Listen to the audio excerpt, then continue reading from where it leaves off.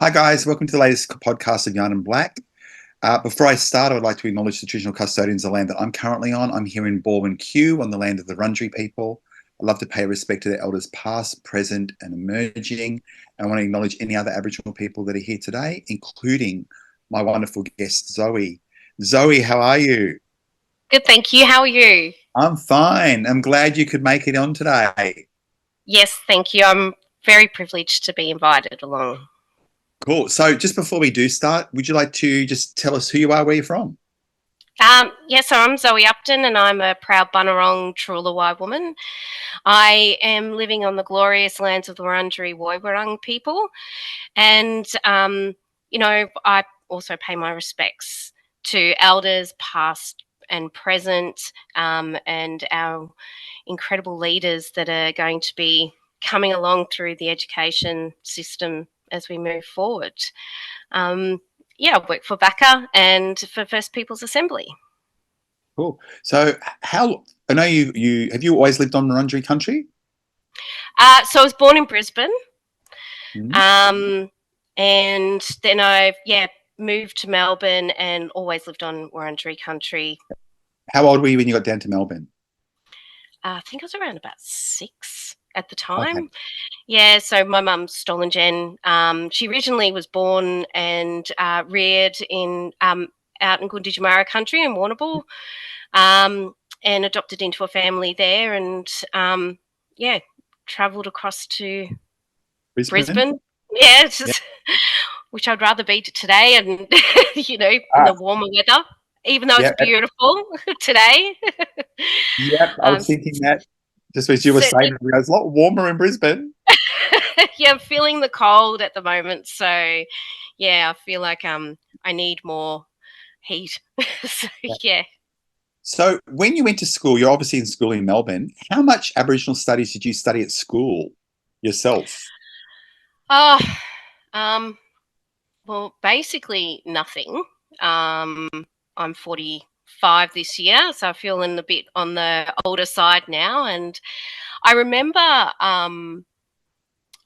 do remember grade 4, grade 5, actually having Captain Cook talks rather than um, the Aboriginal studies and culture and, who was here first. It was just more of a we were settled, and basically the Aboriginal people just welcomed the settlers across and then, handed across land. Um, I we found out that we were Aboriginal. I think my mum was 40, Yeah. and so I was in grade 4, grade 5. And for me, it really, like, I do talk about it because, for me, it was like this missing puzzle piece that went into my guts. And it was like, oh, I actually know where I belong. I know I belong to people. And we got this big book of, our ancestors. It was just an amazing book. I wish I could find that again. And I remember bringing it in to my grade 5 teacher and saying, "Oh, look, we're from Tassie, and we're from Melbourne." And I remember that the teacher said, "Oh, no, no, you cannot possibly be from Tasmania. We killed the last full-blooded Tasmanian." And I think it's like, and that was really, as a 8, 9 year, 10-year-old young girl who found her place. Um, it was really disconcerting, and it makes you question, because these people are authority and they're educated, they're your teachers, who, what does that actually mean for me? So um, I think that was about all of the education that I received throughout um, primary school, and then also even in high school. We studied the pyramids, Egypt, all this other historical context, but no Aboriginal studies, no, you're sitting on Wurundjeri country, or, any of those sorts of things, until I went to university. Yeah. Did you what did you study at uni? What did you do? So I did I didn't complete it, but I started a degree in arts, doing and social. What was it called? But then also gender politics as well. Wow. So yeah, amazing. Yes, I think because of my situation at the time, I was a single mum. I had two little ones. They would come to lectures with me and all of that sort of stuff. And I think that it was really challenging to keep up the workload and finish off those studies. But I think I've been really blessed to become a CESO and do all the work that I actually do now, and put myself and did a diploma in management and leadership and things like that. So yeah. So being a CESO, have you noticed a lot of changes in schools in terms of introducing Indigenous perspectives into curriculum? Yeah, of course. I think we've still got such a long way to go. But I do feel like there is an appetite in the education system to put perspectives there. I think there's a fear for teachers. And usually when I've spoken to teachers or done our community understanding and safety training within the schools, there is a lot of fear. We don't want to offend, by saying the wrong thing. And I've always said to them, that's just a block. That's just a barrier that you're putting up yourself, because actually, if you do the work, if you think about the work and you actually start introducing it, and if you get it wrong, all you have to do is say sorry if you offend someone, and they're coming, usually that person's coming in to teach you. I think that, if you're coming in with an open heart, I think that makes a massive difference. I know that within my experience of my children, my 18-year-old now, he did in grade 4 the Pioneers, and he was allocated John Batman.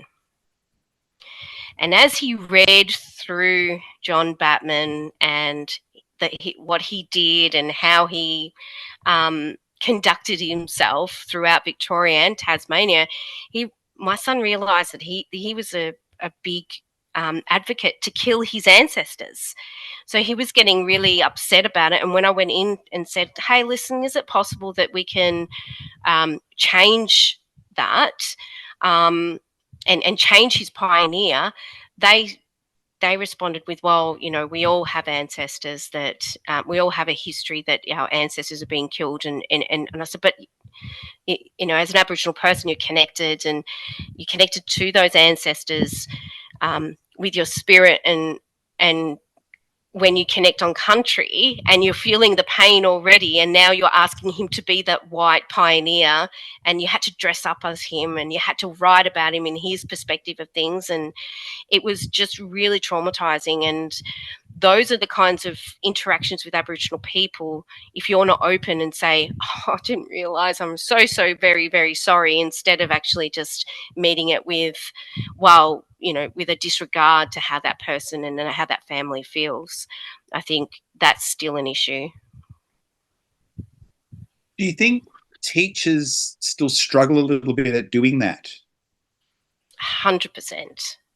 Yeah. I think the tools, I think since COVID, our teachers are really burnt out.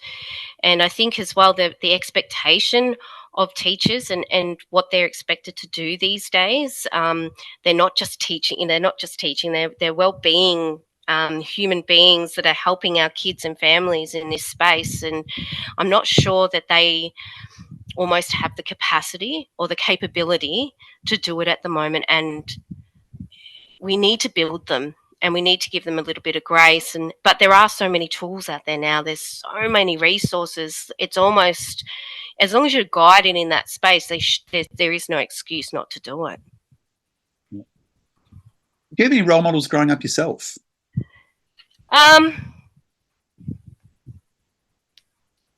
I was, not really. I No. think, I think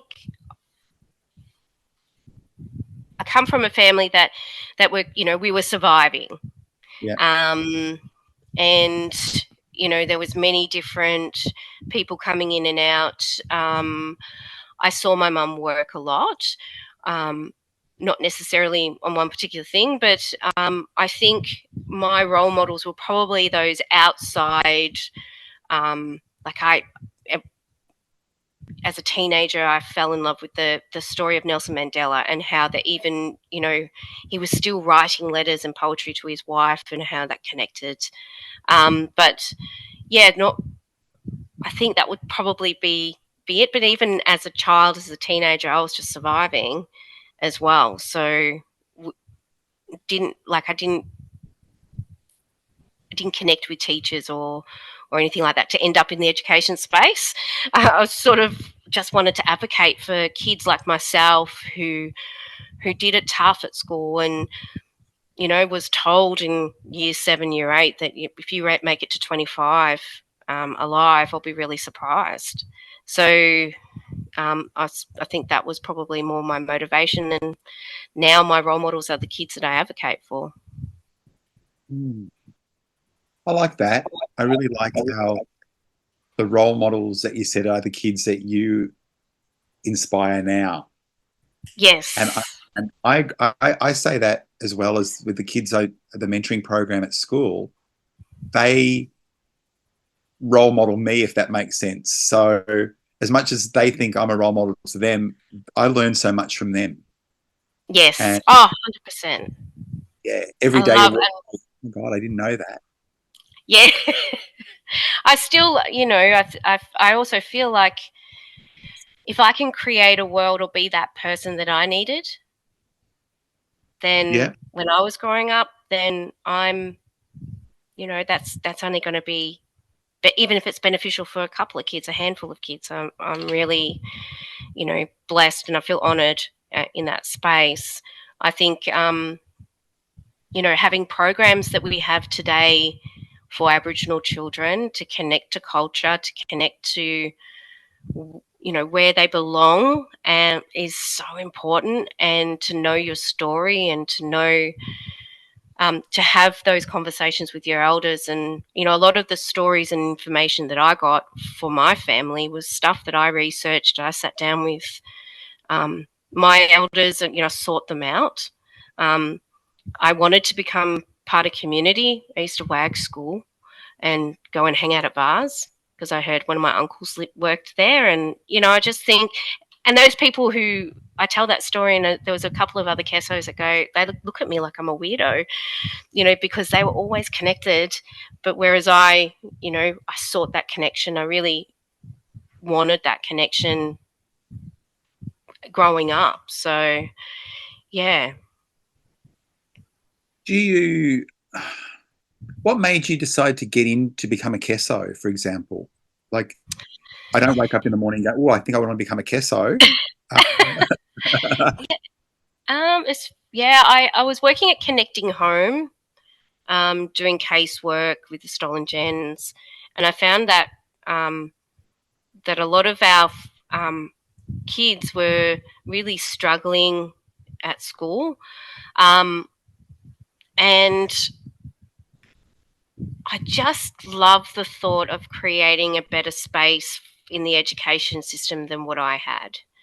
Yeah, Just having that that one advocate, someone who could, no matter what you did, you still were encouraged to go to school. I think, for myself, it was I didn't go to school. No one really gave two shits. yeah, Excuse the language. And no one really cared if I didn't go to school. I was probably creating um, a nicer day because I wasn't causing trouble in that space. So I think that was my main reason for becoming a Kesso. I think that I've always had an advocacy. Um, Social justice has always been a really big thing for myself, and um, and just ensuring that, we can start making changes within systems. I think when I started as a KESO, So how long it have you was been a really, KESO for? How long have you so been a KESO? I was a KESO for about 5 years, Yep. 6 years, and then I moved into the KEC role, and Yep. also I did actually did a 2 year stint at Lookout as the career cultural advisor, Yep. and that was always my passion: kids in out of home care. Always through myself. I like to hold people accountable as well, especially government. So, um, yeah, just and yeah, I think because I've grew up being disconnected, it was one of my passions to keep these kids connected. Yeah. What's the success rate that you've had in the area about getting kids to year 12? Because we know it's still a close the gap strategy of getting Aboriginal kids to year 12. In those 7 years or so, 8 years that you're talking about, are we starting to see more kids get to year 12? Yes. So when when we started, there was maybe a handful across even some of the older KESOs. The In the role when they started, there was like a handful across the state, and then halfway through my stint as a KESO, there was maybe 30 in our region, which was incredible. I wonder if people are starting to feel more comfortable to identify during. It's not such a stigma during their school years, which is really important when you have those curriculums, those, the perceptions in there of, perspectives within the curriculum, or, walking in and seeing Wominjenka at, if you're in Victoria, having the flags, having other Aboriginal students that identify around you at those schools. I think, people feel more confident and more comfortable to actually identify. But the work that we did was specifically around building the confidence of our year 9, 10s, 11s, 12s to continue on at school to get year 12s. And it didn't matter if you got a year 12 equivalent at VCAL or Yeah. year 12 itself. So I do think it's making changes, but I know in the Let Us Learn report that a lot of our residential children, there's no year 12 completions, and whether it's just that they've got other things to actually focus on, or so I think it's a really big piece of work that it shouldn't matter where you live. If you want to do school, you should have the aspirations to do it. Yeah. Just interesting, on the weekend, I was at the VACA Carer Cafe retreat with carers. Yes, I was supposed to go to that, but I didn't get a Presenting it. sitter. Yeah. And so that was raised in my talk as well, that very few kids in foster care actually do get to finish year 12. Yes. And the stats kind of show that we know that only about 50% of Aboriginal kids are getting to year 12 to start off with. The other 50% seem to be in juvenile justice and child protection. And in that particular era, only about 10% are actually getting to year 12. So there's still a 90% of that 50% that are still not actually getting there. Yeah, 100%. And I think it's there could be just those little nuances that actually could make a difference for those children. I think the modified timetables that the school set up for children, and the alternative learning settings are, for some kids that is absolutely 100% what they need, but it should only ever be a short period of time, and with the perspective to increase times and actually get back into the mainstream. I think there's a lot of work that needs to be done in that space, and I'm very conscious of it. Yeah. If I could give you $1 zillion in a magic wand, Where would you Yes. start? I would create a whole new school, a whole new philosophy incorporating Aboriginal strengths, and then also incorporating it with the Steiner method and things like that. Just because, especially in the later years, having activities that are culturally based, grounding, and foundational, along with different ways of actually assessing our kids, I think that we would have incredible successes. Yeah. I want to be on the board.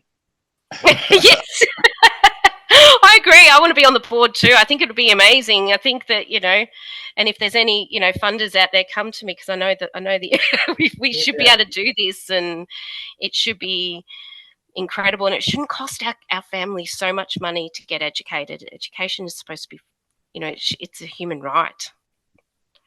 Now, there's words that are thrown around a lot lately, like cultural safety and reconciliation. I want to ask you first, what does reconciliation mean to you? It's very interesting. I've changed my perspective on reconciliation in current years. I don't believe I need to reconcile with myself. And I feel that there is a lot of responsibility for Aboriginal people and organisations to come to the table with the perspective to reconcile. I also think that, until the war's done, stopped hurting our people, we can't reconcile. Yeah. In the same way as, I think that, reconciliation means that the harm's no longer been done, and that is in the past, but it still happens every day. With our kids in out-of-home care, our juvenile justice systems, and that are populated mainly with, really highly with our mob, and I just think that until that stops, reconciliation feels flippant. Yeah. I suppose.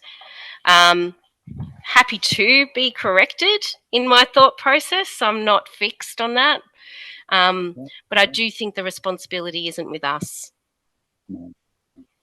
And that's what I find in some organisations. It's the Aboriginal staff member that has to put all the reconciliation activities together for their reconciliation action plan. And I'm going, 100%. does it defeat the purpose? Yes. And then what you're doing is actually not learning. You're not learning, so you can't actually, be educated in that space if you're putting the burden of building the events and on the Aboriginal person. And I've been really moved. I used to call it cultural load, and now it's I've been seeing that it's more colonial load coming to the table, and actually having to build awareness around culture and community. So I think I've had lots of shifts on perspectives recently in the last couple of years, and I think we've still got such a long way to go. We've come such a long way. We still have so much further to go as a society. Do you think the referendum has taken us back a little bit? Or just I don't think it's taken us back a bit. I do think that what has happened is it's just lifted the veil of the dream, to realise exactly what's actually going on. We always talk about the undercurrent of racism in our society, and we saw that with Adam Goods, and all these other issues that sort of come to light. And there is that undercurrent, and I just think now it's not an undercurrent; it's actually just out there in our face. And I think that it has the referendum has allowed people to be present in their racism and loud about it. So I don't know if there's actually been a backward step. I just think we've been shown where we are without the dream, without the the rose-colored glasses on. We've had them ripped off us. Yeah. Cultural safety is a term that gets thrown around quite a lot. And what makes you feel culturally safe when you go to an organization, for example? Um, I think that a lot of people do use that as a reason for not doing particular pieces of work. I don't feel culturally safe in this space, and I feel like when I feel culturally safe is when the leaders, when the leadership, whether or not they're Aboriginal or not, um, have your back and are padding you in that space. So I feel that and as long as I've got the ability to call it out safely and with the support of people around me, so a team around me, or to be able to go and having those people around me to go, no, actually, she's right. We need to be doing this more. We need to have those allies that actually, are building in our cultural safety in that space. I also think that you automatically feel culturally safe when you're around mob, you're around, you're having those cultural connections. You're filling your cup up so you can actually deal with the bigger world, bigger wider world, and by creating um, spaces to connect with mob, to connect on country, on whoever's country that you're being welcomed into, because you're not always going to do those cultural events on your own country. Um, and I suppose also recognizing of who you are, and as a human, as an Aboriginal person in community, I think that creates that cultural strength and safety. But in the wider world, I think that we need to have our leaders really sitting there and putting our Aboriginal people first, and at the forefront, and talking for themselves instead of talking for them, and really padding that space. So I do have. I'm not sure what other people have sort of said around the cultural safety, but that's how I see Yeah, cultural safety. that's perfect. Now, you mentioned allies before. What makes a good ally? Uh, I, we have some amazing allies out there. We have allies that they could be so good, and yet they do let their white fragility or their privilege come in, and we see it a lot online.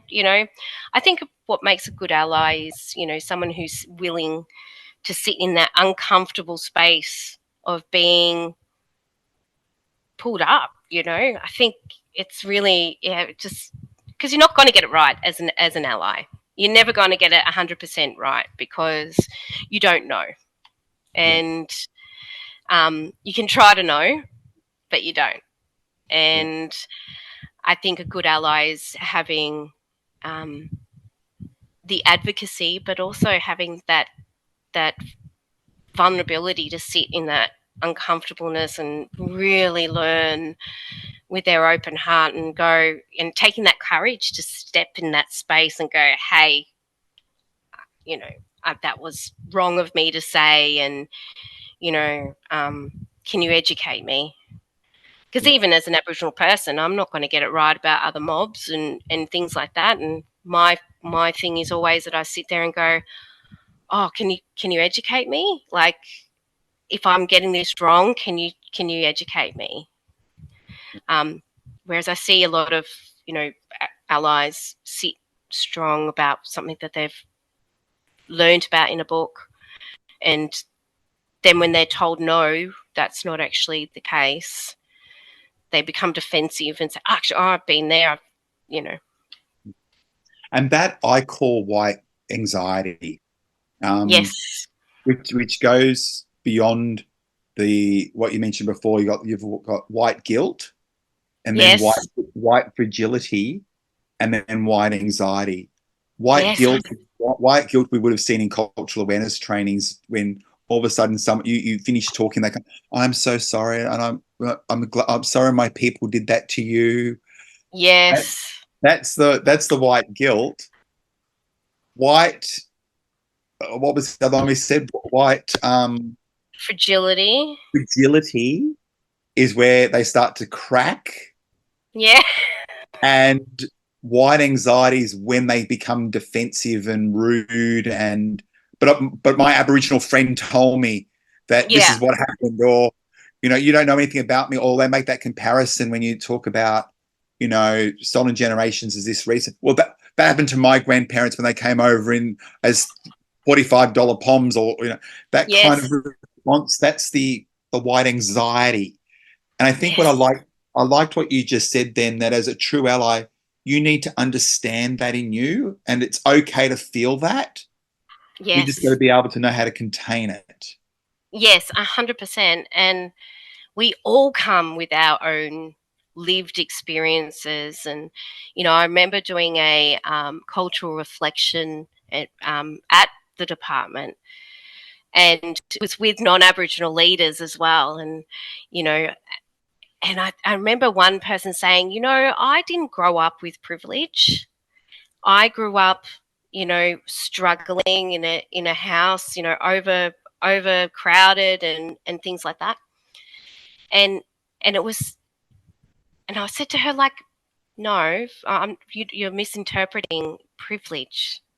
Privilege is not having to look over your shoulder to see whether the government cars are going to be pulling up in those particular times, or whether or not someone's going to report you to the department because your child's eaten 4 melatonin, which happened to me. And and or just even not having payments in the same schedule because you're Aboriginal, or having Aboriginal ab study and then people questioning you, or those sorts of things. That's your privilege. So even though you struggled, Yeah. you were able to complete school. You were able to do that without having a load of looking after your siblings, or going back to looking after family, and having those extra things that you actually are binded to do. And then having systems that just automatically disadvantage you. You don't have to worry about that. And that's what white privilege is. And I think, she, because she was able to sit in that, and she was able to express her feelings about privilege and white privilege and what that meant to her and how her lived experiences are, I think that was really important, that she was able to be vulnerable and not feel attacked when I spoke to her, No, I because she like could that. have shut down. I liked your response. The only thing I would have added too was that there there weren't laws that prevented your parents from actually going to school or Very access, true. Yes. or accessing, because people forget, and like we would know this when we do the training. Before 1967, our Aboriginal elders weren't often allowed to go to school. They Yes. weren't often, and if they did, they'll only tell you they went to grade 3, or that they didn't even finish primary school. And Yeah, they're the elders in 100%. our community right now because Mm. those laws prevented them. So when you get to people our age, it is only 1 out of 10 that have finished year 12, 9 out of 10 Yes. that are not. So Yeah. it's our kids and our grandkids now are the first ones just getting to year 12 as we speak. Yes, 100%. My daughter is in year 11, and she's struggling, and I'm like, "Oh, darling, you don't need to do. We can do some other things." She says, "No, I'll be the first person in my family to finish year 12." Yeah. That, I said, "Well, that's just an extra pressure that you don't need." And but also, I can see that that would be a really big honor for her too. And so I was like, okay, well, I can do anything I can do to support you in that space. And, I want you to do it. I think you're smart enough to do it. I just, if you're struggling emotionally, or, with your anxiety, then that, we need to address that as well. And, she experienced extreme bullying last year, and um, a lot of racial attacks, especially after the referendum. Yeah. Um, that I I wonder whether or not the education was actually really prepared for that fallout. I think, yeah, a lot of people just said, "Oh, of course it'll go through," you know. Well, Yeah. that's exactly what Albanese was saying. Yes, 100%. But we think about the educated people. The educated people voted, when they push themselves through the education. But a lot of it, a lot of us are not non-educated, but just more business tradies and, doing the hard yards that may have not gone into year 11 and year 12 or into university my age, that, you didn't actually learn about stolen generations or what that was. I didn't know my mum was stolen generation until I went to university, or until, Howard's speech where the community turned their back. I didn't know that there was a name, stolen generation, for what my mum experienced. So I'm not sure that we, by saying closing the gap, that would have actually, anybody would even know what that means, except for mob and educated people. Yeah, and I think people are still struggling to understand what the gaps actually are. And if I can't see the gaps myself, because I am using the white lens around me, then I kind of miss, all those benefits, or all those, but Aboriginal people get everything. What they're not seeing is that sometimes that everything isn't a lot to start off with, but it's sometimes enough to get you to the same starting point as some of the non-Indigenous kids in the class. 100%. And I think, the getting everything came from back when Hancock was trying to take land, and, where he was trying to dope us up and make us sterile and never, reproduce. It's when people get called half castes and, they were getting ab study or something like that. But even then, ab study is just an Oz study, just with a different name. And just because we're included now doesn't mean that we're getting more than anybody else. And I mean, that. Still get the HEC stats. Still waiting for my car. Would love to have a car given to me. Or a house. My house. I better go back to my bank manager and tell him that, doing these repayments. I thought this come for free. I know, right? I would actually like a house that I didn't have to rent and then have people inspect. And, I think,